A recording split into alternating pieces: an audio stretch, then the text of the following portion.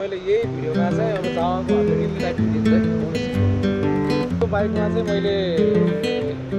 Travel गरेको destination भनेको अहिलेसम्मको बवाल डेस्टिनेसन भनेको थाहै भयो तपाईँले नै सिनो भएर चाहिँ निस्केँ भेटो भयो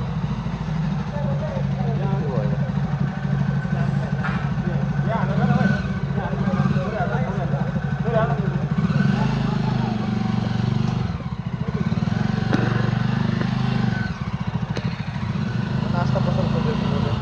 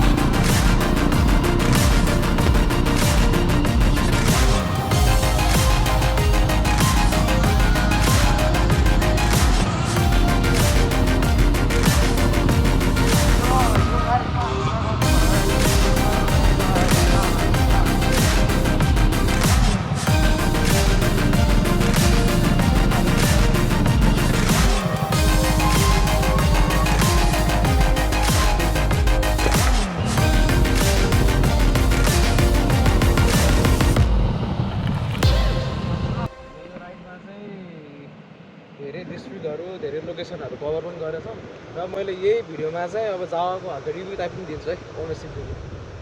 मैले चाहिँ जावा लिएको लगभग 3 वर्ष एराउन्ड भयो यो होस् 1 किलोमिटर हेर्दाखेरि चाहिँ अहिले 17,000 चान्सेस पुगेको यो राइडमा मात्रै हाम्रो लगभग 2700-2800 किलोमिटर अहिलेसम्म घुरिसकेको छ। 2780 को रेन्जमा घुरेको अहिले लाइक घर पुग्दासम्म 2800 पनि कटिन्छ होला। अब त्यो बिचमा मलाई यो जावाको पर्फर्मेन्स जावाको रिलायबिलिटी र गर्दाखेरि अनि जावाको अरू पार्ट्सहरू के कसो छ भनेर म भन्छु। मेरो बाइकमा चाहिँ खासै सामान मैले केही नै चेन्ज गरेको थिइनँ क्या, सबै स्टकै छ। कम्पनीबाट जसरी दिएको थियो मलाई त्यसरी नै चलाइरहेको छु मैले यो बाइक, केही नै मोडिफिकेसन छैन यसमा। मैले बस मोडिफाई भनेको अब यो मोडिफाई त हाल्छु एउटा ऐना एउटा हालिदिएँ हुन त यसको नि यस्तै आउने हो, तर मैले चाहिँ अर्को गरेर हाल्नु थियो क्या गरेको थिएँ। अनि यसमा टुरिङ क्यापेबिलिटी भनेको चाहिँ राम्रै छ भन्छु म धेरै जस्तो यो बाइक लिएर नै अफरोड गएर हुन्छु। मेरो यो 17,000 किलोमिटरमा चाहिँ अनरोड भन्दा पनि बेसी अफरोडै छ क्या, अफरोड पनि छ। अनि अहिले चाहिँ हल्का चेन्ज पकेटमा प्रब्लम आयो अलिकति, यसमा चाहिँ धेरै नै लङ ट्राभल पनि भयो। एक त हाम्रो 16 दिनको टाइम पिरियडमा हामीले हाफभन्दा नि बेसी चाहिँ अफरोडै गरेँ यसमा। अफरोड पनि फेरि एकदमै एक्सट्रिम थियो क्या, तपाईँहरूले भिडियो देखिन सक्नुहुन्छ, मैले टिकटमा अपलोड गर्दैछु। हामीले यो बाइकमा चाहिँ मैले ट्राभल गरेको डेस्टिनेसन भनेको अहिलेसम्मको बवाल डेस्टिनेसन भने हुम्लै भयो, हुम्लाले नै दिन्छु म। हुम्ला जुम्ला अनि बाजुरा मुगु अनि हुँदा अप्पर मुस्ताङ पनि मैले लिएर गएको छु यसलाई धेरैसु। अनि अरू भनेको चाहिँ लगभग यहीँतिरको भ्यालीभित्र बाहिरतिरको नजिकको अफरोड ट्रेलहरू गएर हुन्छु म चाहिँ। यो पिरियडमा हाम्रो टुर पनि त्यो सक्सेस नै भयो भनौँ न। आज लास्ट दिन हो, आज हामी काठमाडौँ पुग्नेछौँ। लास्ट दिनमा आएर नि यसले साथै दिइरह बाटो त्यस्तो खत्तम हुँदाखेरि ध्वस्त भन्दाखेरि पनि हामीले पावरमा ल्यागिङ केही भएन, मजाले बाइक तानिरहेको क्या। यो जावा क्लासिक पनि उस्तै छ झन्। यो जावा क्लासिक त दाइले त हाम्रो दाइले लगभग कति 25,000-33,000 पुऱ्याइसक्यो चलाउँदा। तर यो राइडमा जावा क्लासिकको पर्फर्मेन्स पनि बबाले छ है। मेन भनेको हाम्रो जावामा पावर छ क्या, त्यो रोकिने अर्किने चाहिँ गर्दैन यसले, जस फालिदिन्छ क्या यसले। बतारेर भयो भने बतार्दै अलि यसलाई के अरे एक्सिलेसन पावर चाहिँ मतलब टोटल रेस्पोन्स हुन्छ नि, टोटल रेस्पोन्स मजाले दियो भने यसले जस्तो सुकै उकालो पनि तानिदिन्छ क्या यसले। हाम्रो रिभर क्रसिङ गर्दाखेरि हाम्रो त यतिसम्म थियो क्या पानी, इन्जिनसम्म बाइकै आधा भन्दा इन्जिनसम्म घुँडासम्मै थियो, डुबेर क्या यतिको रेन्जमा थियो क्या। यतिको दुध दुईटा एक्जस्ट डुबे, डबल एक्जस्ट थियो हाम्रो। एक त त्यसको माथि लगेज अरे के अरे त्यही पनि बन्द भएन क्या, बन्द भएन कि त्यो चाहिँ बबाल पर्फर्मेन्स थियो क्या। हामी जस हुम्ला पुग्दाखेरि मान्छेहरू छक्क थियो क्या यस्तो बाइकमा मान्छेहरू ट्राभल गरेर त्यो नि हामी गएको रुट भनेको अहिलेसम्म मेरो विचारमा कसैले पनि गराएन त्यो गाउँको बाटो ट्रेल के गाउँको मुगुवाला ट्रेल भयो मुगुवाला ट्रेल चाहिँ इभन गाडी जानलाई अप्ठ्यारो थियो तपाईँहरू कसैले लिएर आउनुभयो भने हामीलाई धेरैले क्वेसनै गरेको थियो क्या अनि हामीले भिडियो सिडियो देखायो यसो अप्ठ्यारो थियो दाइ लाउनु पनि भयो 4-5 चोटि त्यो राम्रोसँग आइदियो यतासम्म हामीलाई पुऱ्याइदियो हाम्रो टुरलाई चाहिँ सक्सेस गराइदिएकोमा यो बाइकलाई सल्युट छ बाइकमा त्यस्तो केही प्रब्लम पनि छैन र आइन्दा दिन पनि यो बाइकमै हामी टुर गर्नेछौँ यो टुर दि फार वेस्ट भनेर हामीले राइड गरेको थियौँ र सुदूरपश्चिमको धेरै जस्तो डिस्ट्रिक्टहरू कभर नै गऱ्यो वेस्ट पनि कभर गरेँ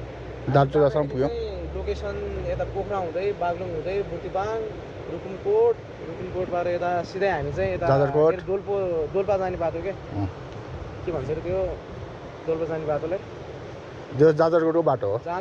जाजरकोट साइडको बाटो हो अनि जाजरकोट हुँदै यता सुर्खेतको नि फेरि भित्र गाउँबाट के गाउँबाट। के अरे काफलकोट हुँदै। रानीबास हुँदै अनि हामी चाहिँ यता तल्लो डुङ्गेश्वर निस्के दैलेक निस्किँदाखेरिसम्म चाहिँ हाम्रो अफरोड बजाएको थियो क्या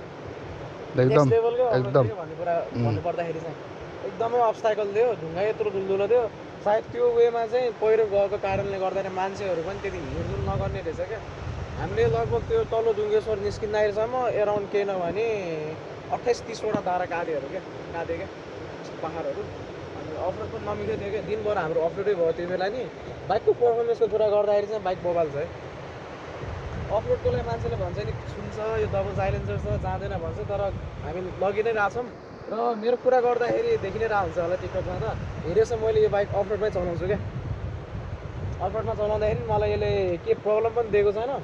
अनि यसको मेन भनेको पर्फर्मेन्स बबाल छ क्या यसको पावरदेखि लिएर थ्रोटल रेस्पोन्स अनि आएर टर्क मेन त टर्क हो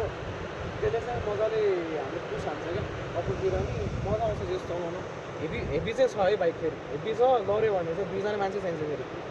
त्यही नै हामी चाहिँ गइ नै हुन्छु म चाहिँ गइ नै हुन्छु त्यो राइड मात्रै हाम्रो एराउन्ड 2800 किलोमिटरको अहिलेसम्म भयो घर पुग्दाखेरि 2800 प्लसै हुन्छ यो अनि यस बिचमा चाहिँ हाम्रो यो बाइकको पर्फर्मेन्स पनि बब्बाले छ भन्छ क्या बब्बाले छ क्या नर्मल अरू बाइक भयो चाहिँ गाह्रै हुन्छ किनकि 16 दिन लगातार चलाउने भनेको गाह्रै कुरा हो क्या 10-11 आवर्स त्यही नै हामी त 10-11 आवर्सको राइड पर डे हाम्रो रुट पुरै सर्किटै टाइपको भयो यो रुट चाहिँ सायद अनि यो हामी मेन भनेको मुगुबाट हुम्ला जाने रुट चाहिँ एकदमै अब्स्टाकल त्यो रोडवाला त इभन कोही बाइकर्सले गरे पनि छैन होला कि त्यहाँको लोकलहरू बाइक गरे पनि छैन र सुन्नमा आएको अनि मान्छेले भन्ने थियो कि त्यहाँको लोकलले यो बाइक कसरी लिएर आउनुभयो तपाईँहरू गाडी जानु नमिल्ने बाटोमा तपाईँहरू बाइकमा आउनुभएको छ त्यो पनि यस्तो बाइकमा भनेर हामीलाई भन्दाखेरि खुसी पनि लाग्यो क्या एकदम यस कसैले नगरेको वाला रुटमा जानु पाएँ त्यो खुसी भयो र भ्यूको कुरा गर्दाखेरि चाहिँ बब्बाल छ है फेरि हुम्ला मुगु र बाजुरा साइडतिर चाहिँ बब्बाल छ अनि मेन भनेको हाम्रो डेस्टिनेसन दार्चुलासम्म पुग्ने पनि थियो हाम्रो एन्डिङ नै भयो यो फारेस्टको अनि एन्डिङ चाहिँ दार्चुलामै नै हामीले गरेँ सायद कालो पानी पनि मिल्यो भने जाने भनेको थियो तर छैन रहेछ हाम्रो नेपालको टुर चाहिँ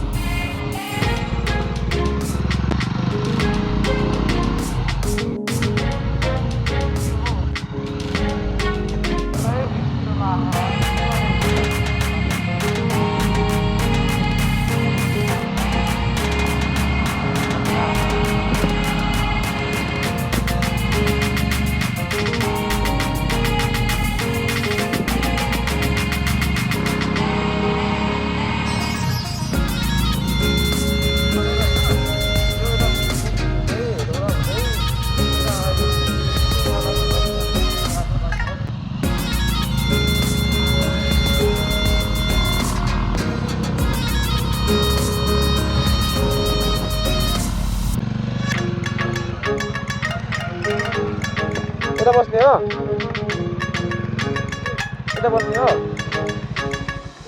यता बस्ने हो दाइ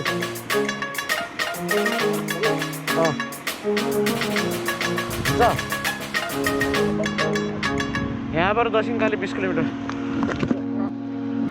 धेरै छैन अब पुग्नु ल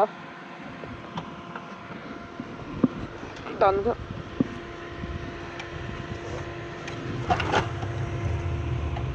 क्या खसे यार रेड बुलमा पाखा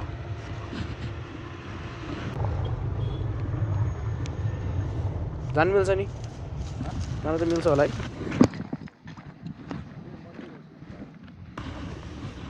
यसमा अरू माछा तपाईँले के भन उता बाहिरै राखेर थियो होटलमै हामी काठमाडौँ पुग्न आएको थिएँ हिजो यता मुगलिङको बाटो बन्द भएर यो हेटौडा भएर आएको थिएँ आज चाहिँ दक्षिणकाली हुँदै फर्किँदैछौँ अहिले एकछिन ब्रेक लिइरहेको थिएँ बाइकमा चाहिँ बाइकको कन्डिसन ठिकै छ ठिकै भन्दा नि चेन अलि लुजै छ त्यो सायद स्पकेटको प्रब्लम होला त्यही नि मजाले चलिरह त्यस्तो बिडी गाह्रो चाहिँ भएन क्या अहिले यो चाहिँ जस यो बाटोमा चाहिँ उता मुगलिङको बाटो बन्द भएर होला वाइल्ड गाडी आइरहेको क्या सबजना ट्राभल गर्दैछ अनि काठमाडौँ छिराएको बाइकमा चाहिँ हामी नै होला क्या एकजना नि देखेन क्या मेन त बाइकमा आउनेहरू यो 1-2जना यो लोकल साइडहरू चाहिँ थियो अरू चाहिँ थिएन सब छोडेर गइरहेको मात्रै हो एकछिन हामी यता भ्यू हेर्दै चिल गरिरहेको छौँ